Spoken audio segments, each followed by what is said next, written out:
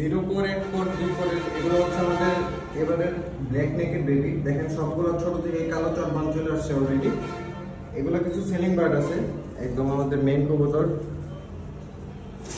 তো এখানে টোটাল 10-12টার মতো আছে, সবগুলো সেট বেবি আছে মাশাআল্লাহ।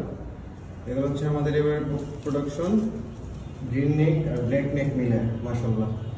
দেখেন সবগুলো একদম এ গ্রেড।